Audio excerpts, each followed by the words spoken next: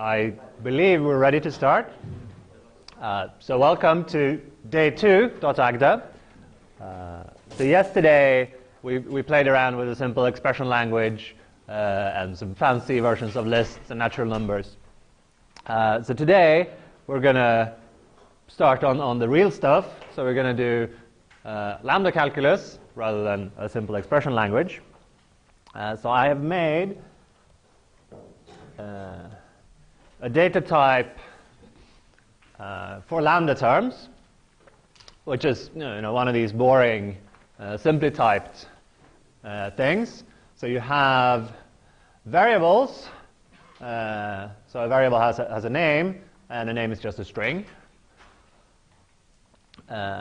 Literal natural numbers, successor, application, takes two terms, builds a term, and lambda, which is explicitly typed. So it takes a name and a type, the body, and it builds another term. And I've defined the types in this module type, which when I import it, I say public after, which means re-export everything from type from this module. So if you import term, you'll also get everything from type. So if we look at that, it's what you would expect for this language. So a type, nat is a type, and you have arrow to build function types. And then I've defined down here decidable equality on types. Because we're gonna build a type checker, and we're gonna need to compare two types for equality.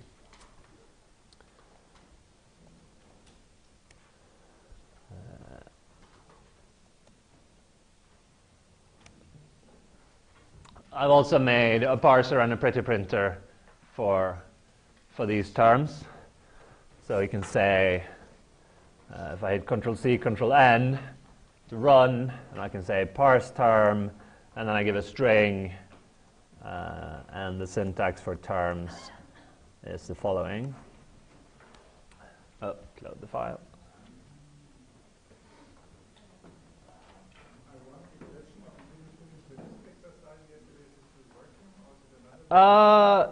You are gonna need.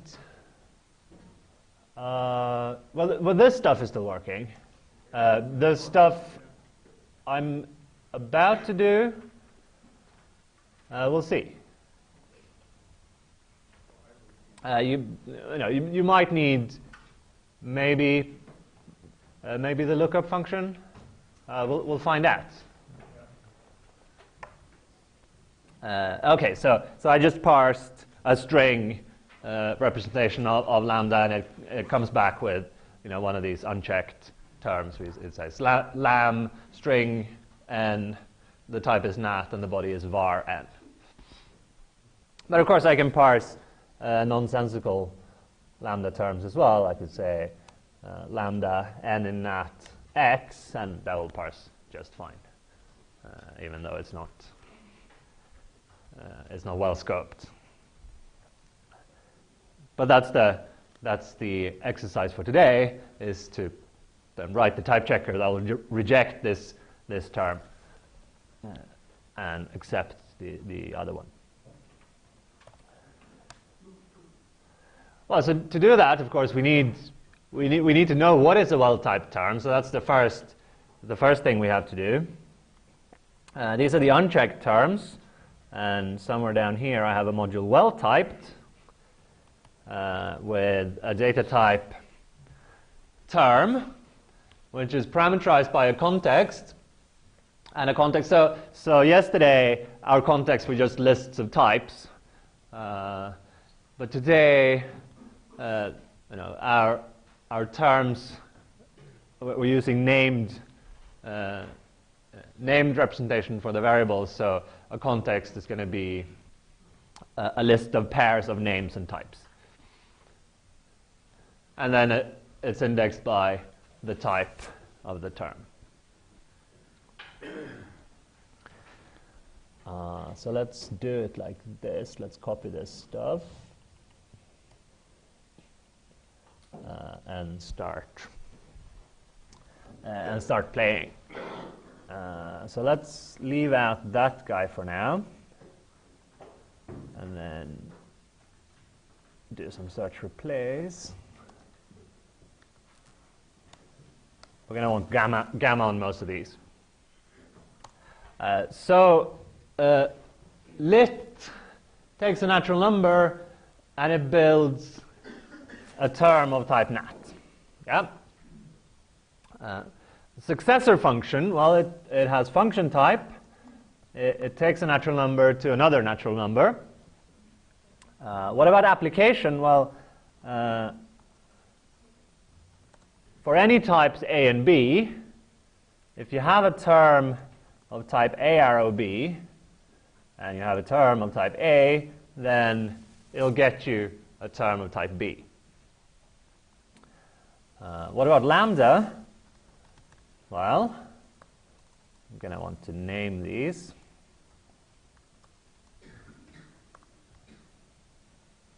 And we're going to need a B.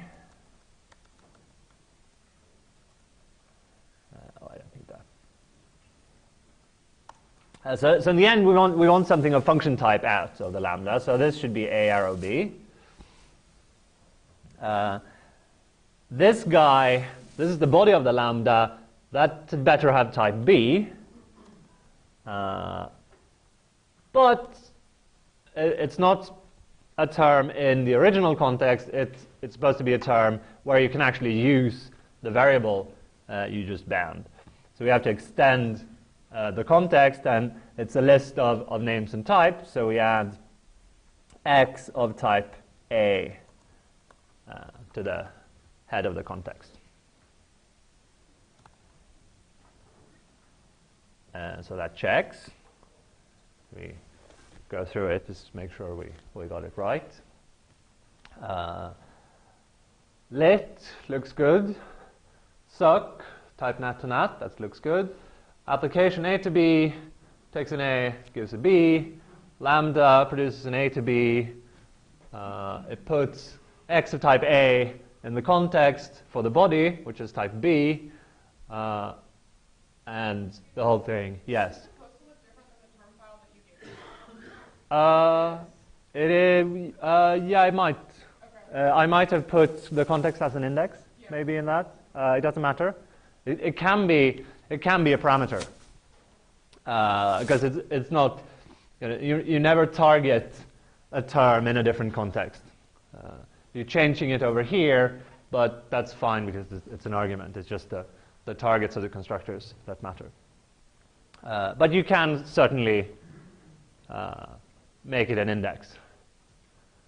Then you have to bind it in all the constructors. Okay, so that just leaves the variable case. So what? Let's call this guy x. So we need a gamma, and it's going to have a type, and a variable could have any type. So let's just put in for all A there. But we're going to need a bit more than that, because that just says, any string would do as a variable name, and it'll have any type you like, which isn't actually very good for a well-typed representation. What we want is, we want to say, well, you have to pick a name that's actually in the context with the right type. And yesterday, we defined a thing that does that. We defined this membership type, which is an index into a list where a certain element appears. And that's exactly what we care about here. We want to know that in the context somewhere you have x of type A.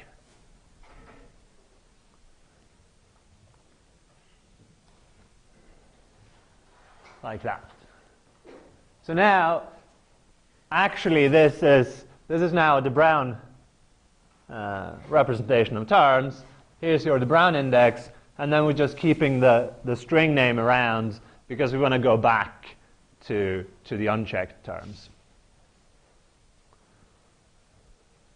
So we don't want to lose the variable name we had from the parser.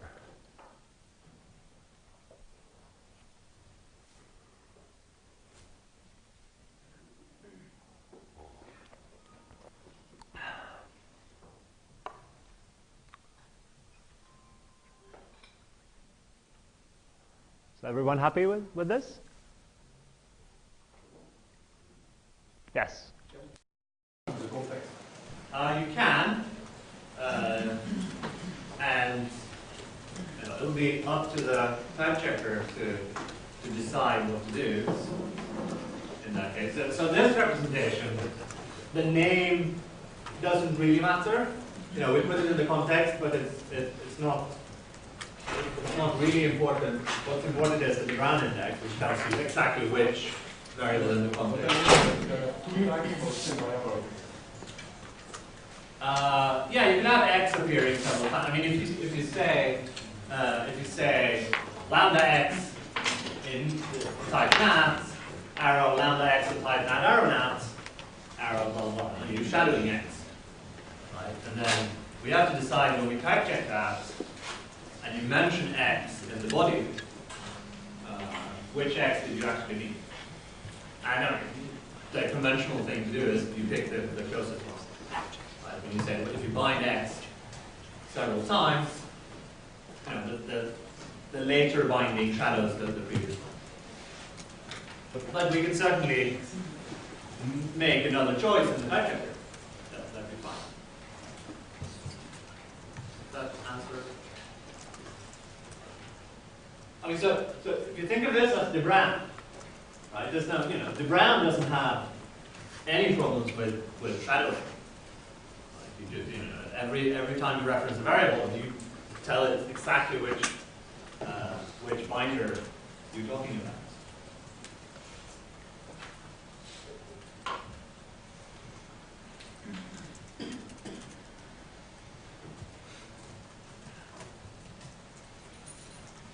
Yeah.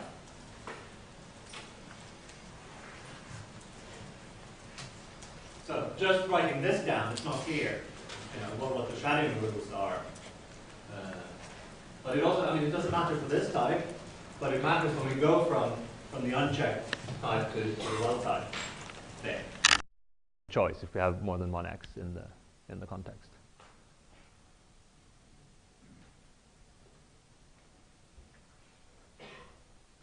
Yeah?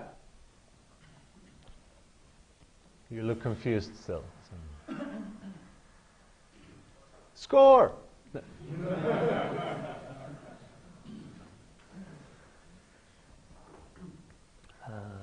So we'll come back to that when we do the type checker, and we'll find out where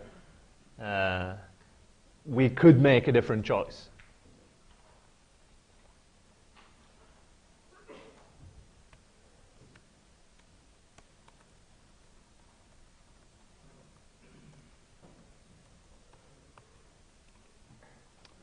So let's write a function just to play with the terms. So I want to, suppose we have a well-typed term.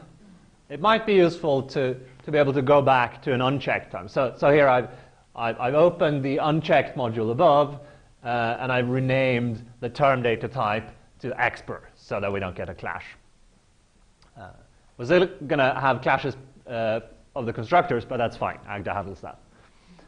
So I want to take a well-typed thing and give back an unchecked thing, and this is used, for instance, in the pretty printer. So I've defined pretty printer for unchecked things, and then the pretty printer for well-typed terms is just using this function to erase.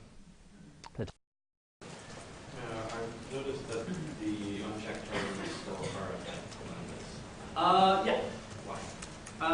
Because when we write the type checker, I didn't want to do unification because we don't have that. I'll do it. Someone wants to do it as an exercise, and it's entirely possible, but it's a lot more work than just inferring the type of a lambda term with an explicit annotation on the lambda is simple. Right, and That's for the annotation. yeah, it's an annotation that you write to make type easy.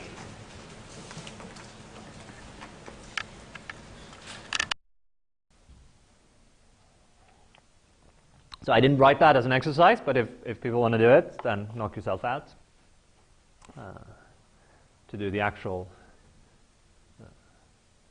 Hindley-Milner inference. Okay, but let's do this. This is going to be straightforward. So we pattern match on T, and then we got a bad name for that. So actually what you can do, if you find out it's giving you silly names for things, if you name them in the data type, like this, it's going to pick that name when you do a case analysis. So if we go back and do this again, it'll pick I instead of x1 for the index. And now, well, forgetting the types of a variable, well, that's just dropping the Brown index, keeping the variable name. For a literal, it's just a literal successor, it's just successor. Application, well, that's just forgetting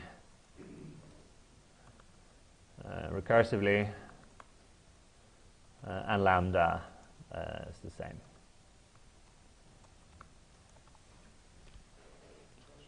Yes. So if we would not have used the Boolean indices to index the shadow variable, this transformation would change the meaning of the term, right? So I'm not sure what you mean by not using the Brown in this case. Lambda x dot 1, where 1 now means we reference the outer x. This will erase to lambda x. Oh yeah, lambda x, yeah, that's true. That's true. That's a good point. So indeed, well, no, it will still erase to lambda x x. Yeah, but it's just a question what you mean by that, right? And the meaning of that is, it's going to be defined by the type checker. Yeah, but if you type check it one way, now you, I mean, once you have the fully edited term, it doesn't matter how it talks to me.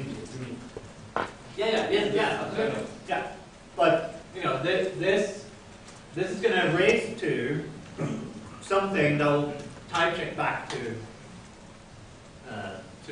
what you started. If you use the same type checker again. Oh yeah. Obviously, if you use a different type checker that resolves shadowing in a different way, then yeah, it's not going to work. And in fact, we're gonna make sure we're gonna put in the types that when you type check something, you get the well-typed term that it races to what you started with.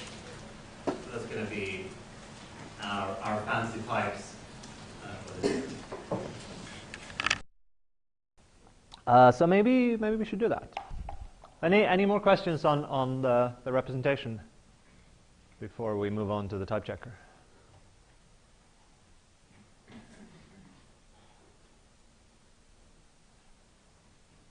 Okay.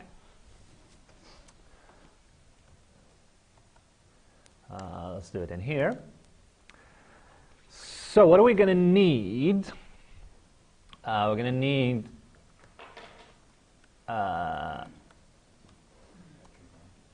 type errors, and I'm going to be lazy and just use strings.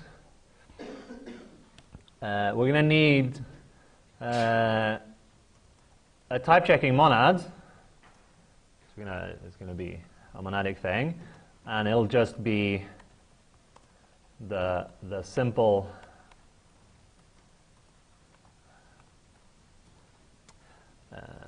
the simple either monad. So a type checking computation delivering an A will be either that A, and then we're happy, or it'll be a type error.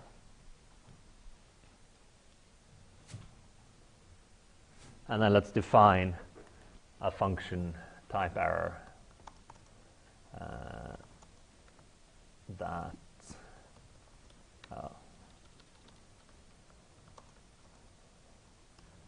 does this. And it's just going to be left injection into the either type, so, like so.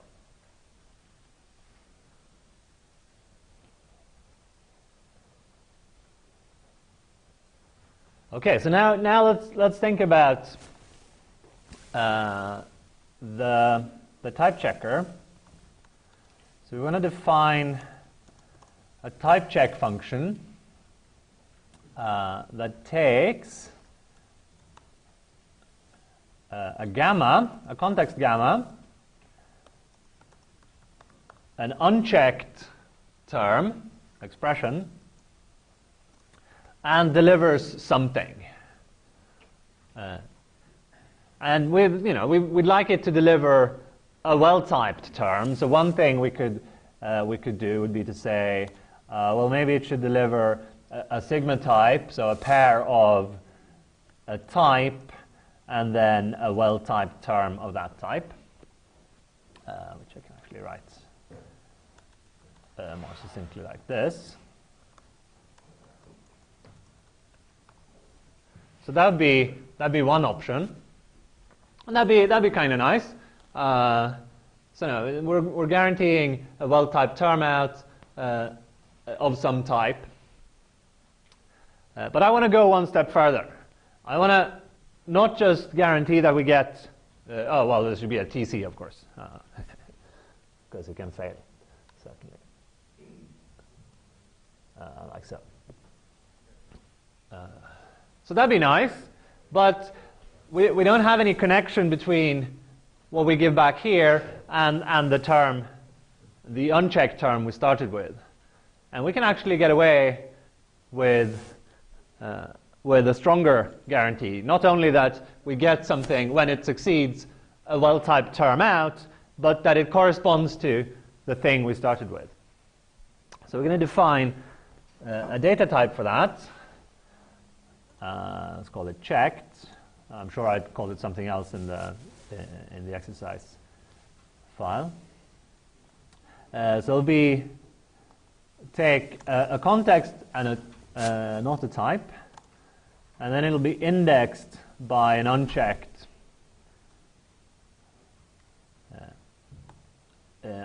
expression. So we're going to return a checked gamma e. Oh, and it doesn't. Yes, this is a context. Thank you. So what should we have in this checked representation? Well, what we had before with the sigma, we had a type and a well-typed term. I'm going to call this constructor OK. So it should take a type and then a well-typed term of that type. But now the neat trick here, so we're indexing by a particular unchecked expression. So if we deliver a type A and a well-typed term of that type, then that's the result of checking the erasure of this thing, the forgetting the types. So we can say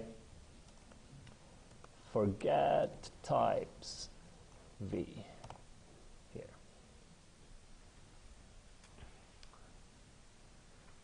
So this might take a while to sink in, because it's not, it's maybe not trivial. So what are we saying here?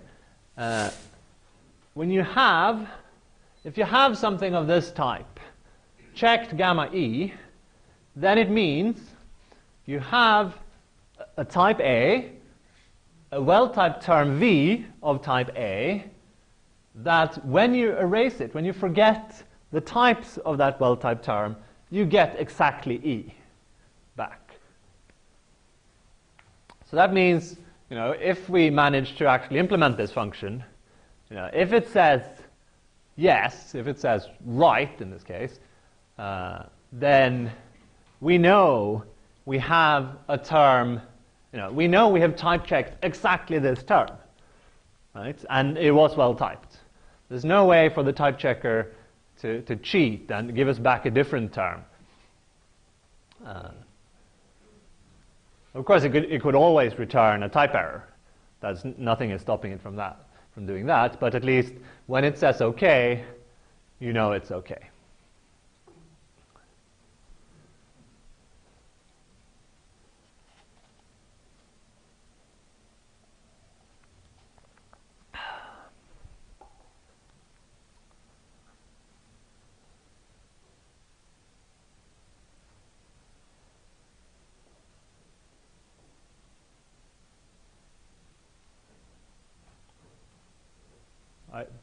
No questions? I'm a bit worried. Yes. Again, types was a function. How does it even work there? Well, depends on types. Okay. There are no restrictions on where you can put functions.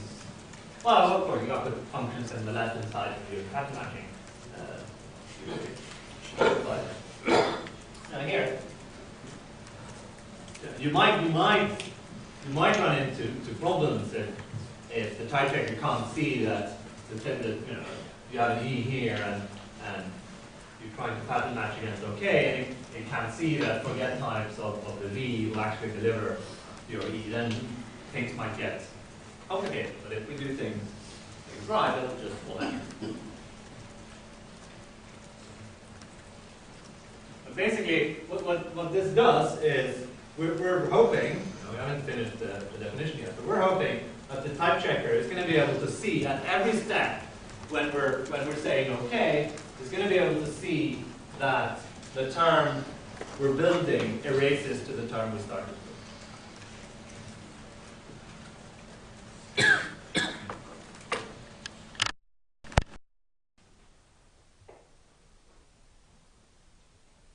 Okay, let's see. Let's go. Let's see what happens.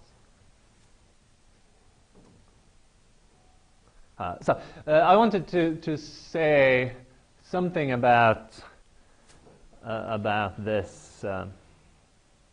Well, this actually. So we're building. The type checking monad is either type error or something interesting, right? And then if it's a type error, we just get back a string. You could certainly have a more interesting type of type errors, which explains, we can have a certificate that says the type you started with is definitely not type correct, and here's why, and you give sort of some negative evidence for that. And if you saw my ICFP talk, I did exactly that. But so now we're interested in writing a program, right? So we're going to write the type checker. We're going to call the type checker on some term. Maybe we get back a well-typed term, and then we do some stuff with the well-typed term. And doing that stuff, it really helps that the term is well-typed, right? So if you remember the evaluator from yesterday, writing an evaluator for a well-typed term was super nice. Everything just fell out. Writing an evaluator for an unchecked term was horrible. And it's the same with the lambda terms, as we'll see in the next lecture. So the positive evidence is really, really helping when we're writing our program. The negative evidence, what are we going to do when we get a type error? Well, we're going to say, sorry, not type correct, exit the program. Well, there's nothing really that you would use some evidence that it wasn't actually type correct for in the rest of the program. It might be nice to know that the type checker is doing the right thing, but it won't help us actually write any programs. And so, as I explained yesterday, so we're not going to do it, right? We're going to use dependent types when they help us. We're not going to use them just to get more guarantees out of the program. Okay? Okay, so let's see what we should do here. Well, I guess we should pattern match on E. That would make sense. Let's do some simple cases. So lit n, that is probably going to be type correct, yeah? So that should be a right of something. So now we have to provide a checked gamma lit of n. And at this point I can say, well, I'm sure you can figure something out and hit Control-C, Control-A for do some proof search and give me a thing that'll work. And it does that, so that's nice. Let's go through it. So what did it give us? Well, it says, yeah, this is a well-typed thing. Lit n is fine. The type is nat, and the well-typed term corresponding to the unchecked term lit n is lit n, but well-typed lit n.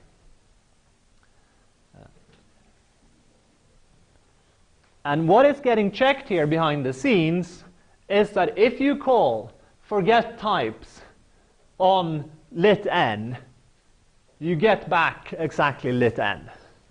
And if you remember the definition of forget types, that's exactly what we did, and so this works. Now, if we tried to cheat here and say, I'm going to return a different thing, then it says no. Well, no. What are you doing?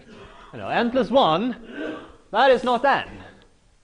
You have to give me checked lit of n, and you gave me checked lit of n plus 1. And those are not the same thing. So it's really, it's really doing this check.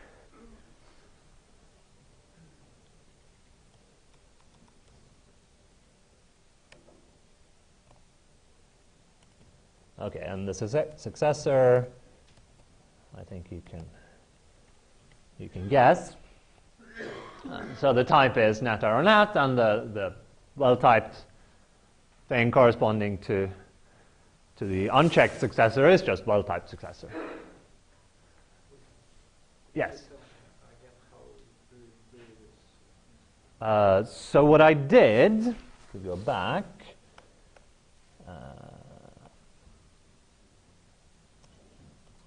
so I want to write, so I type in write in the hole, and then I hit Control-C, Control-R for refine. That will figure out how many arguments do you need to write in order to make something well-typed. And it gives me one hole.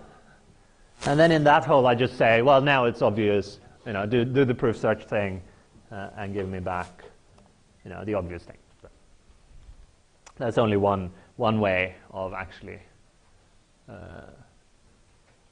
producing something in checked gamma suck.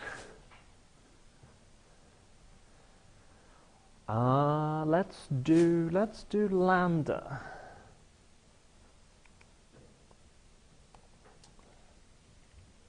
So what do we need here? Well, we're certainly going to need to type check the body, yeah? So, if we check, we're going to check the body. That'll have to be checked in the extended context where we have X actually in scope. So if we look at that, so now I hit Control-C, Control-Dot, which means tell me what I need to put in and what I actually put in. So I need this, and I have this, and then it expanded the TC synonym, which was annoying. But I need to provide something that gives me a checked lambda, and I have possibly a checked lambda, and I have something that will possibly give me a checked body. So one thing to notice when you think about the lambda case, right? The lambda is going to be well typed if the body is well typed. Now, if and only if the body is well typed. There's no way. There's nothing that can go wrong once you've type checked the body, right? If you've type checked, if this comes back checked, then it's just bookkeeping, adding the lambda constructor to it. So what I'm going to do, so here we have something that's maybe a checked thing or it's a type error, and we want something that's possibly well typed. So I'm gonna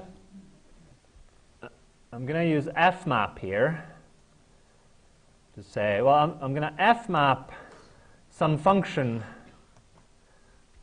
over the result of checking the body. So what does that mean? Well, it means if it's a type error checking the body, then we'll just get back a type error. But if it's not a type error, then we're going to apply this function to the result. So you see, the function that we need here is it expects a checked body, and it should deliver a checked lambda.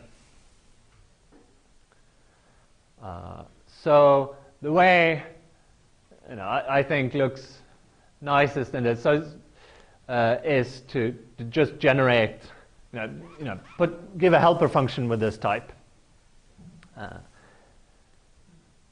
So you can do that by giving the name you'd like for the helper function.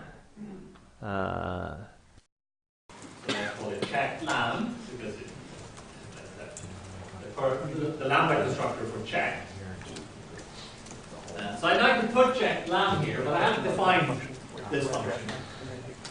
So what you can do is you C control H, and it'll figure out what type you need for that function, and it prints it down here. It also puts it in the clipboard, so you can paste it in where you want it using control Y.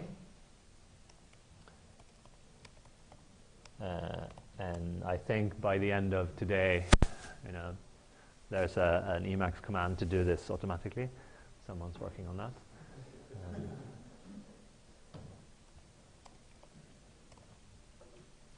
that. So once you've done that, we can just use checked lamb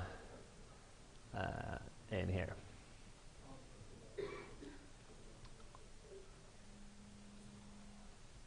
Any questions about fmap? I know not everyone is fluent in Haskell, but so fmap is the TC thing is a functor, and you can map things over functors using, in this case, fmap. I'm sure the category course mentioned functors and adjoints and left con extensions, and I don't know. Okay, well, let's see if we can do this. That should be straightforward, I believe. Yeah, almost. So what I did here,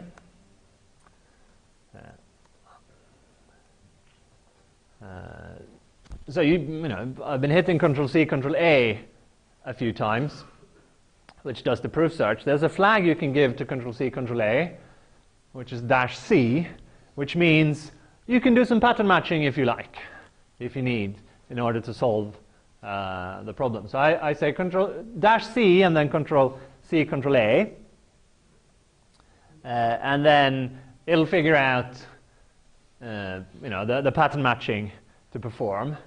Unfortunately, it doesn't quite do it because it doesn't keep track of which variables are in scope, and I didn't name A. So it tries to use A, but it's not actually in scope. But the shape of things is okay. So what we can do is just say, well, okay, this is obvious. You can figure that out yourself. X is also not in scope, but it's kind of obvious what it should be. There's only one thing that could go there, and if you did the which one was it? One of the exercises you had to the forget all. You had to use this trick as well. You needed an X that you hadn't actually named, but you could just put a blank for it, and the type checker would fill in the right thing. So what is this? Checked lam. It takes a well-typed body, and it just wraps a lam on it to get a well-typed lambda expression. And so the reason why we don't have to give X and A in the result there is because it's all on the type.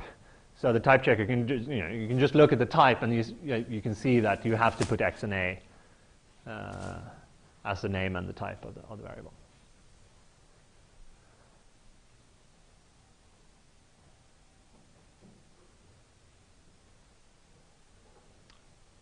Okay?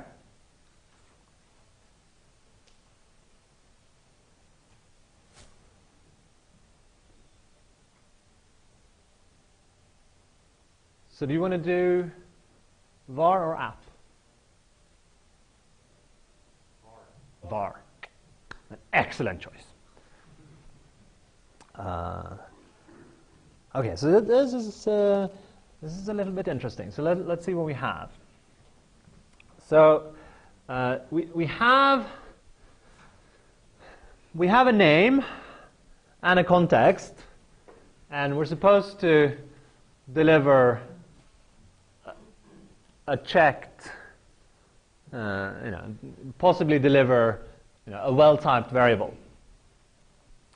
So we're going to have to, if you remember, what does well-typed variables look like? Well, they have this de Bruijn index that explains that the variable exists in the type, in the context with the right type.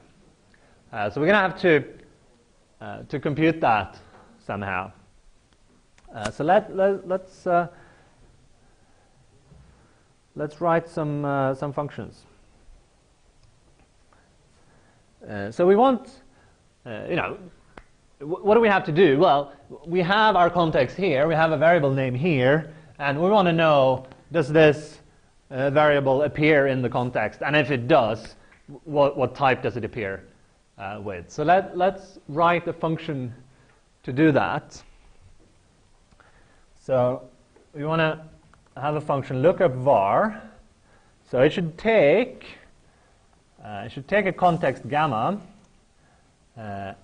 and a name, not a nat, a name, and give us back something, right? And that something should be the de Bruijn index that we need to put in the well-typed term. So that we certainly need. And we also want to know the type, right? So what we can do, and I didn't do this in what you have in the exercises, but let's do it here. We can just give back a sigma type, well, maybe a TC sigma type. So we should have a type, and then a de Bruijn index that says in the context you have X of that type.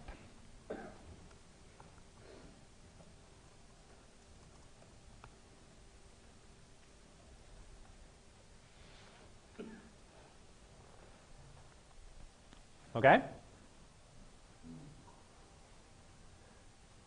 So before I think we embark on the definition of this function, let's make sure we can actually use it. Right? It'd be a bit annoying if we spend 15 minutes defining this function, and then we come down here, and it turns out it wasn't the function that we needed. So let's go down here and see.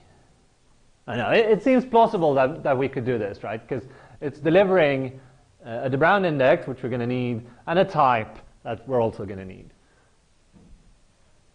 So if we do this, we want to call lookup var gamma x. So now I hit Control C, Control dot again to see, compare what we have with what we want. So we're getting from that, we're getting a sigma type with a type and a de Bruijn index, and we need to wrap that up in a checked var. And again, same as with the lambda case, if this finds the variable in the context, it's type correct. There's nothing further could go wrong, so we can fmap our little wrapper function over the result of lookup var. So now we need a wrapper function that takes one of these pairs and produces a checked thing. So I'm going to call that checked var. Control C, Control H. It prints the type, and it's unfolded the type a bit too much, so I'm going to put it back. If you remember from the exercises, I defined membership in terms of any, and it unfolded that when it printed the type here, so that was a bit annoying. We can fix that.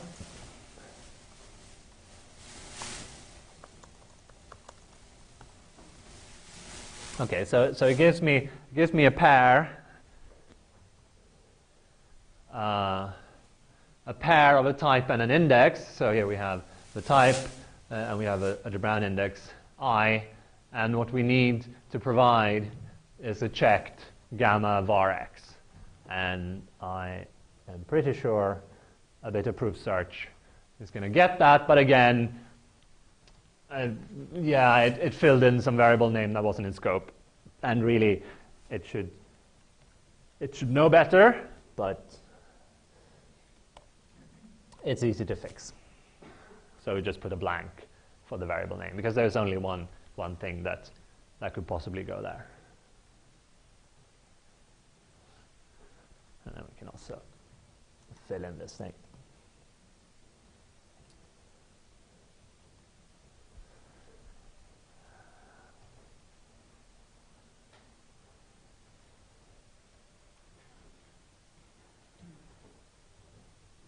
So stop me if I'm going too fast, yeah?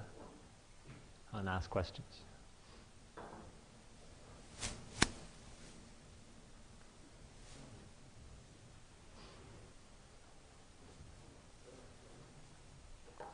I will have a sip of water and let you digest things so far.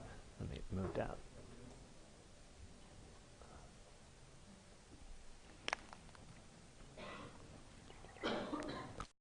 Yes, some more general questions about Agda, and maybe if I'd been paying more attention, I would know all this, but is Agda a language of total functions like Hawk, or is it a language of partial functions? It is a language of total functions. But you can say, oh, don't worry about this thing. Don't check that this is total. So you can have. So what that means is it's not going to evaluate that during type checking. So if you say, oh, don't termination check this thing, then it'll accept it, but it's not going to unfold it during type checking because it's a bit afraid to do so. So type checking, when you evaluate things in the type checker, that's always evaluating total functions. Right. And because there's no logic off to the side that would accept a terminating function as non-terminating or vice versa as a counterfactual, there's no danger of inconsistency there. No. Right. what should the programmer's model of or execution model or efficiency model be? Should it be called by value or called by name or called by need? So when you compile it, it compiles to Haskell, Yeah. so it's called by need. Okay. When you run in the type checker, it's called by name, Okay. which is maybe not. And what's the mental model for how much of the types get erased during the translation to Haskell or during execution? In other words, how much of this is non-computational? How much of it really gets computed with? If you go with nothing gets erased, that's a fair approximation. It doesn't matter so much because it's a lazy, compiled to Haskell. So if you have big proofs that you never looked at, they're not going to get there's going to be some thumb sitting around the runtime, but nothing's going to happen. So it's not. I mean, it'd be nice to do some more erasure, but I don't know.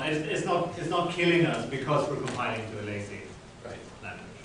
And is there some hope that the Haskell's own strictness analysis can do that erasure for you in that case if you're down with it? I mean, so there's some hope, certainly. I wouldn't dare speculating on whether it could do. So, I mean, we're a bit mean to the Haskell compiler because we're generating code which has unsafe queries everywhere, and I'm not entirely sure what the compiler makes of that. Because sort of it says, oh, I don't know, there are no types, I don't know what to do. So certainly there's some optimizations that we're not going to get because it doesn't know the types of anything. But you can get some erasure with the proof of relevance, proof of relevant arguments. We do have a notion of proof of relevance, which I'm not going to talk about because we're not talking about proofs. But yes, and those will, I believe, get. That's our proof of relevance. We're not talking about proofs, so it's irrelevant. So if I can go back to terminating functions. So I imagine that, as in Coq, when your recursive functions are structurally recursive on data types, and the Agda system sort of calculates termination proof. And when the termination argument is more complex than that, is it that you just don't bother to have the system check termination, or you have another way of doing termination? So we do. So the termination checker we're using is the size chain. So it gets quite a lot of structural recursive mutual things. When it doesn't, we have size types that you can use. They're a bit clunky to use. You need lots of annotations if you can. It's clunky in Coq too. Yeah. Otherwise, you can rewrite the definition to make it. You add an argument which is the measure and the recursive allowance. But then that's not going to get erased, which might be a problem. Or you just say, well, don't. This is just a function I want to run. I don't care. I don't want to use it in the types, so don't check it. And when you compile to Haskell, how are natural numbers represented?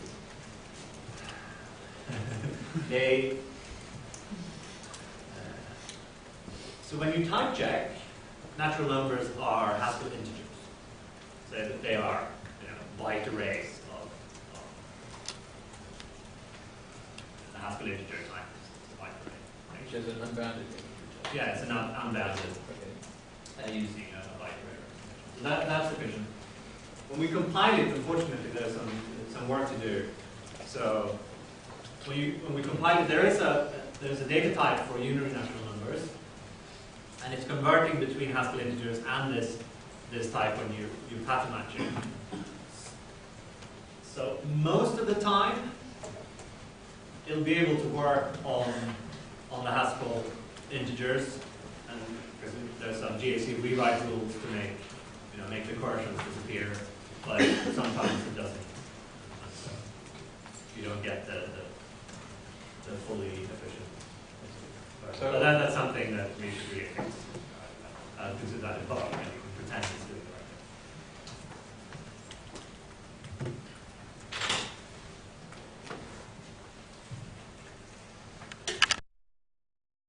Okay, that was a nice break. Let's go back to our type checker. Okay, so we're in the process of defining this lookup var function that takes the context and a name, and it's trying to decide whether that name appears in the context, and if so, what type it has.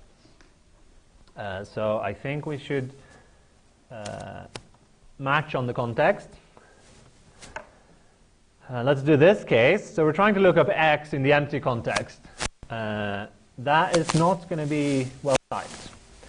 So we're going to say type error, and then we're going to give a type error. So we'll say variable out of scope, scope, and then we'll tack on the name of the variable. So ampersand is string concatenation. So in Agda, strings are not lists of characters, as they are in Haskell. But it's a separate type mostly for efficiency reasons, because we can represent the string type as a Haskell string, so you'll get efficient equality testing on it, and it would be slightly less efficient on Agda lists of characters.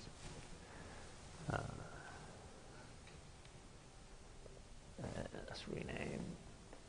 Well, it should pattern match. So x now. Let's see what we have. X is a pair of a name and a type. So let's match on that.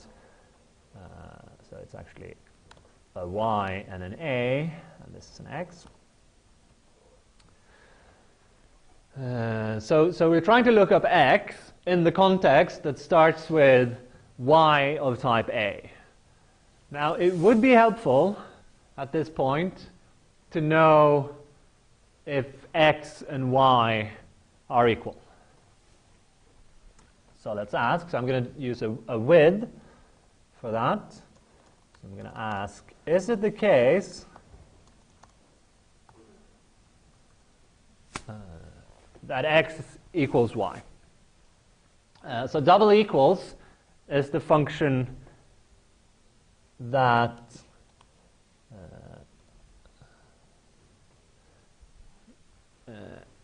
it's the only member of the EQ class. So I didn't talk about this yesterday. When you see double curly braces, that's a type class argument, or an instance of a type class. And so the EQ type class has a member called double equals, and it takes two values of type A, and it tells you whether or not they're equal. So it's going to either deliver yes and a proof that they're equal, or no and a proof that they're not equal. The double curly braces are type class arguments. And basically what that means is if you have an argument in double curly braces, it's going to use a different algorithm to figure out what it should be than the single curly braces.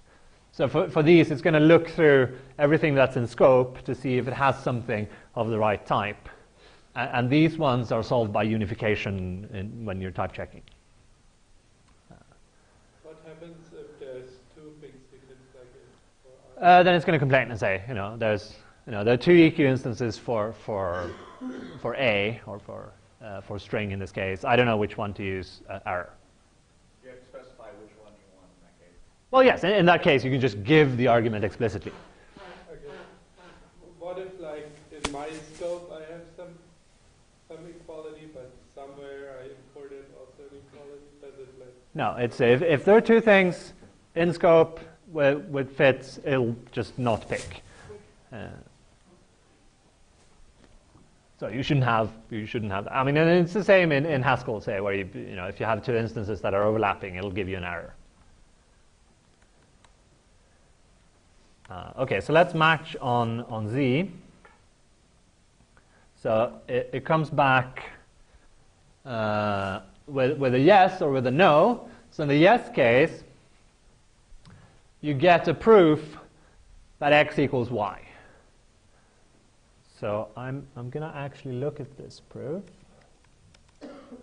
So this is something you learned as well yesterday, I believe, that when you have, if you want to, you have a proof saying x equals y, but you haven't, the type checker doesn't know about it yet. It doesn't look at this and go, oh, x must be equal to y. So if you want to have the type checker actually, make use of the fact that x equals y, you pattern match on this proof, and when you pattern match, it's going to come back REFL because that's the only value of x equals y, and x equals x. That's a different can of worms. So I do that. I pattern match on the proof, and now something funny happened over here. So it replaced my x with dot y. And you see y is still bound over there in the context. So the dot in this case, and we had some discussion yesterday about the overloading of dot. In this case, this means this isn't an actual pattern. It's just, it has to be y. There's nothing else that could go here and make this clause well typed. So it puts a dot and then the thing that we know it has to be.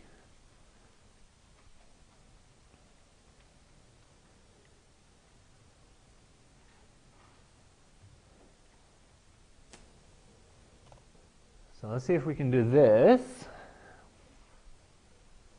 So what do we need? We need, let's look at this. We need a type. Well, we need a TC of a type. And then the Brown index telling us that in the context that starts with y of type A and then continues with gamma, somewhere you can find y of this type that we pick. And I think in this case there is an obvious choice, and now this gets back to the discussion we had about shadowing. We've found our variable in the context. So we could just return it and say we're good, it's there. Pick the first one. But we could also decide maybe we want to have weird shadowing rules where you get the outermost binding, and so we should keep looking and see if it appears further down the context as well. That would be also fine, but I'm gonna go with the sane rules where you shadow. If you have more than one occurrence, you pick the first one, the closest binder. So we should have a right here. We're gonna do a successful case, and proof search will figure out that what we want to return is, well, it's the type A and the Brown index 0. And now remember, the Brown index says when we used any, they had this extra proof at the end of the 0, which is the proof that, in this case, y equals y. Or that y comma a equals y comma a.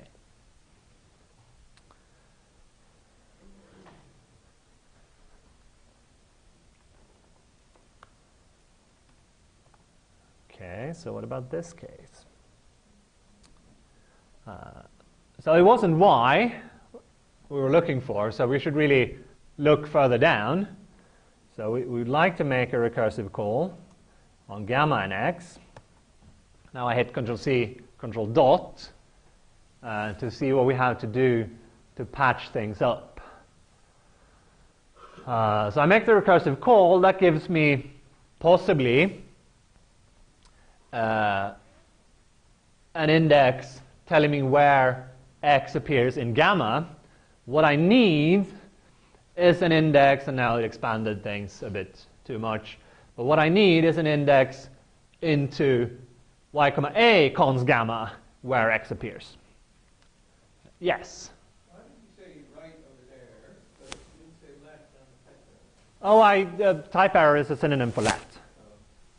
Yeah, so maybe that was a bad idea, I don't know. Maybe I should have a type synonym for right as well, or a synonym for. It's a monad, so I can say return.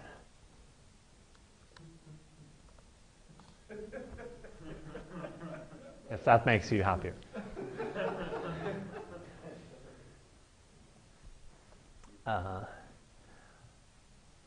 Okay, so there's some. Oh no, now this disappeared.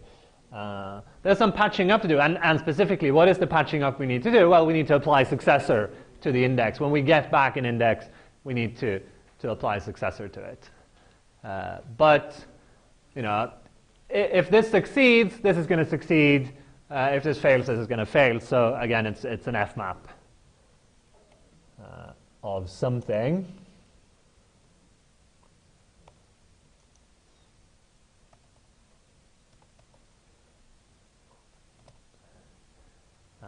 And it's an F map that takes a pair with this index and gives me a pair where you basically apply successor to this part. So I could generate a helper function for this, but actually on pairs there's a neat mapping function that maps over, well, there are a bunch of mapping functions, but the one that maps over the second component is called second. So I can say just second successor here. So I can show you this. So second takes a function from b1x to b2x, and it applies it to a pair sigma a b1 to the second component to get a sigma a b2.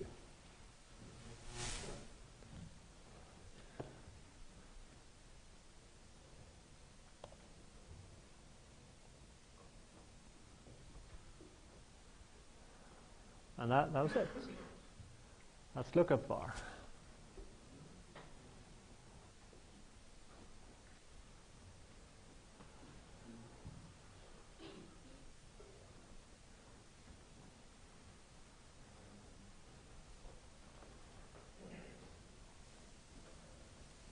So it's just the application case, which is really where the interesting stuff happens, right? So let's see if we have time for that. So what do we want to do in the application case? Well, we're going to want to type check E and E1, right? But then once we've done that, there's still some checking to do, right? We need to check that E is of function type. We need to check that the type of E1 matches the argument type that E expects. So it's not like in the var and the lam case where we just type check the body of the lambda, and if that succeeds, the lambda is well typed. There's some additional checking to be done after we've made sure that the E and E1 are well typed. So I'm going to use bind for this.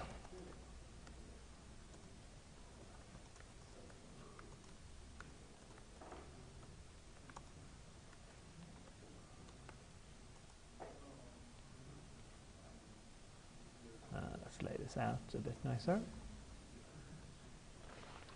So this is monadic bind.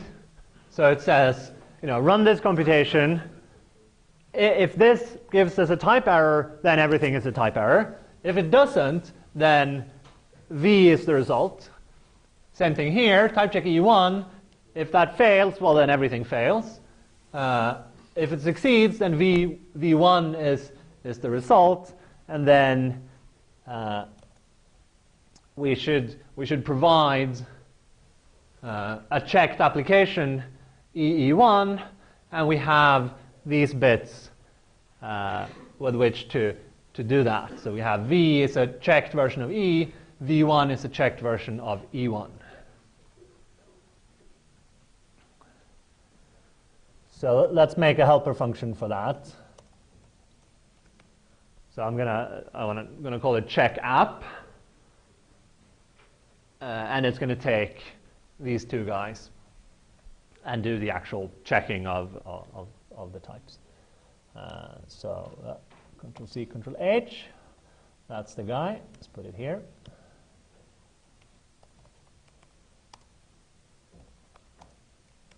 C and C1. And I can put that in.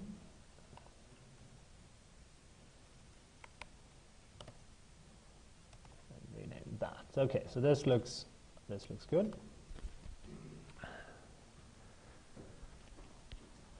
Okay, so let's first we just pattern match on C and Z1 to see that they're okay. We know they are because that's the only constructor. So we get now V is a term of type A, V1 is a term of type A1, and we're supposed to provide something of this type, a checked application of the erasure of V and the erasure of V1. Well, so what do we have to check? Well, A is the type of the function, so that had better be a function type. Yeah? So we pattern match on that, and it might be the case that it comes back nat. Oops, sorry.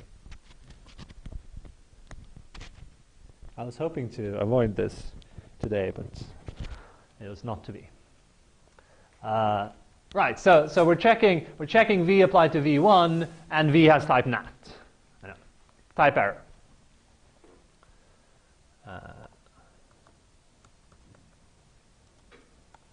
And we're running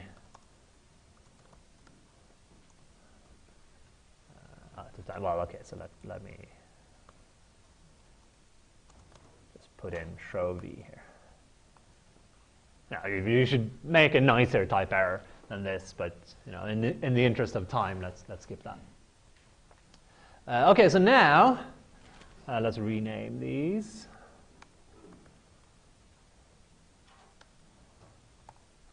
We're almost there, right? So we have a function type. The thing we're trying to apply is a function, so that's good. And then we have an argument. But the function expects an A, the argument is type A1. So we need to check that indeed A is equal to A1, otherwise it's not going to be correct. So let's do a with A equals A1.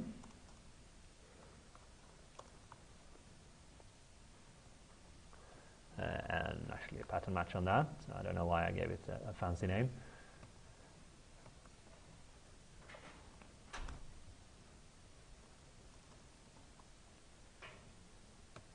Okay, so we get two cases. Either A is indeed equal to A1, or it's not. So if it's not, then we don't care about the negative evidence. We're just going to give a type error. So we say type error. Argument mismatch, and you can make this nicer in the exercise. Why is it eek instead of REFL? Oh, I haven't matched on it yet.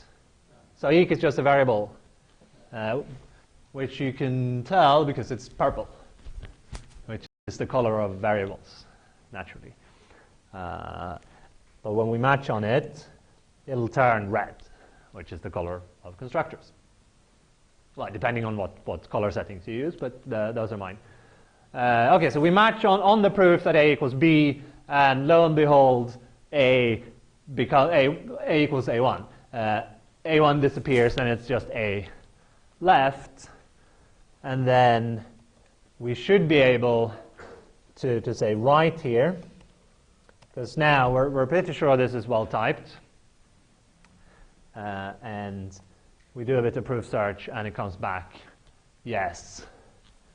The type is B, and the well-typed term is apply V to V1.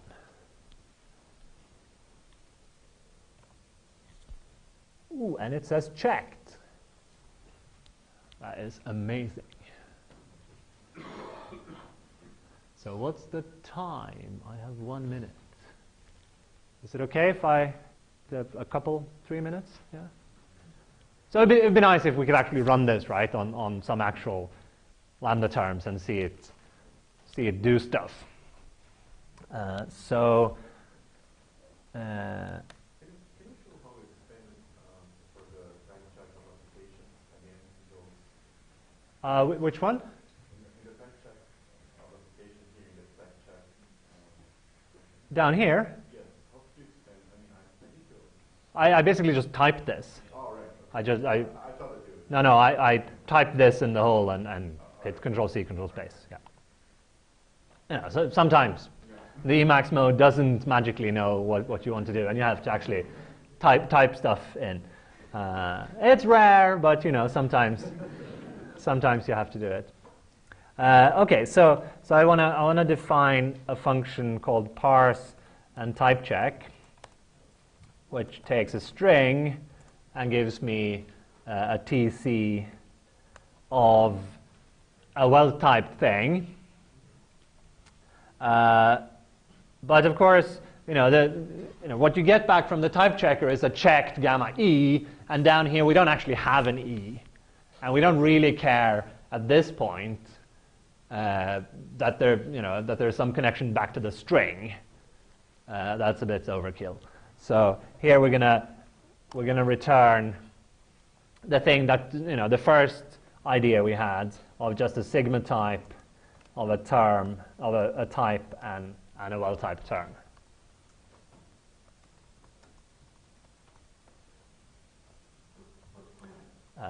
So then we need a function that takes us from a checked gamma E to the sigma type. So I'm going to call it forget origin. So I'll take a gamma and an E and a checked gamma E and give me a sigma type like this.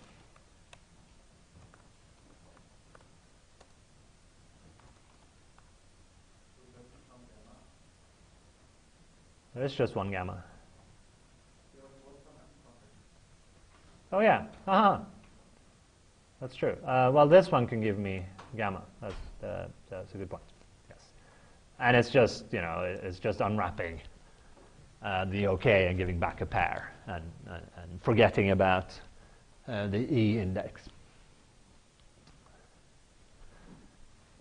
So then this thing, well, the first thing we have to do is parse the string, right? So I'm going to use the case function that you saw, I think, yesterday in the exercises.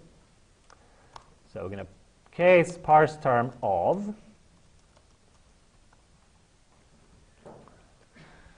So this thing here is a lambda, but it's a fancy lambda where you can do pattern matching. So the curly braces is used because when we have multiple cases, then we're going to need to delimit the lambda. And sometimes it works to do case split on these guys, and sometimes it just doesn't.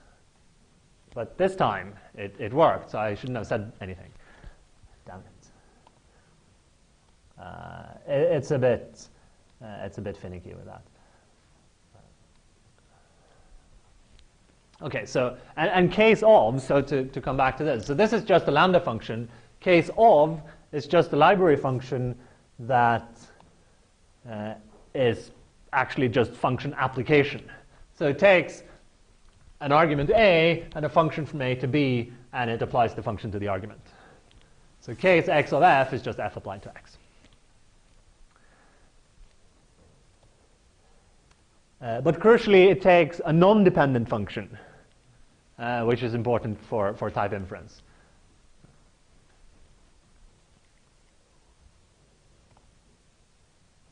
Okay, so if parse term says nothing, parse error. But if it says just of E, then we want to call the type checker and then forget the fancy types. So that'll be forget origin, fmap forget origin on type check. Oh, maybe we should, oh yeah, type check. We said empty context there, yes. Oh, you could do this for, where you give a context, but let's just do it for closed terms. E. Okay, so that actually type checks. So let's run it. Okay, we can do something simple first. Parse and type check. Lambda n in nat n. This should work.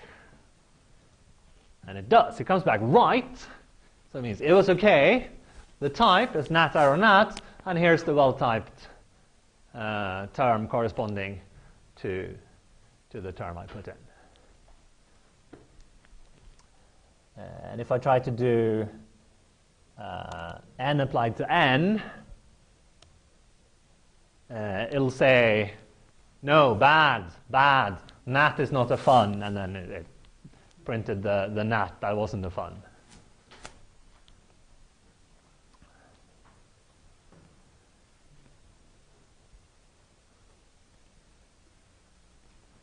So, questions? Yeah, how do we try it again? With Control C, Control N to run stuff. okay.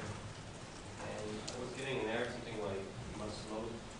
Yeah, you have to load the Control C, Control L to type check the file, and then you can run stuff. I have a question about case of, and what should we do in case of not dependent tag? Use win. Is the short answer. There is. No, I didn't define that. Okay.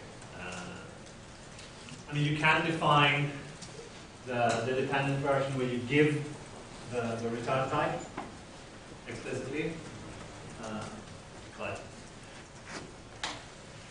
just use win or else. Can you go over what you did initially for that lambda, that pattern hash lambda? I did. I typed it in.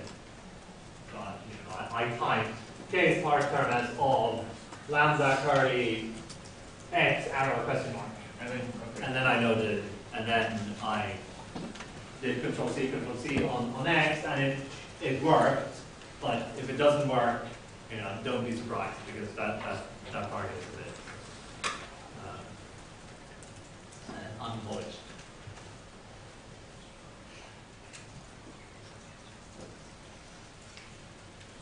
Any further questions? One suggestion for next time, maybe you can put this stuff on Git and push it every half an hour, because sometimes you get just lost and get some, when you press Control C, Control L, it gets the hijack and then have checks at the same time and follow your... Right, no, so this is an exercise to repeat what I did now. So, in the net, I don't think there's an exercise session today, but next time you have a, so if you didn't manage to type everything in as I did it, good. You get a chance to do it, sit down, keep it quiet and figure it out. I will, there'll be solutions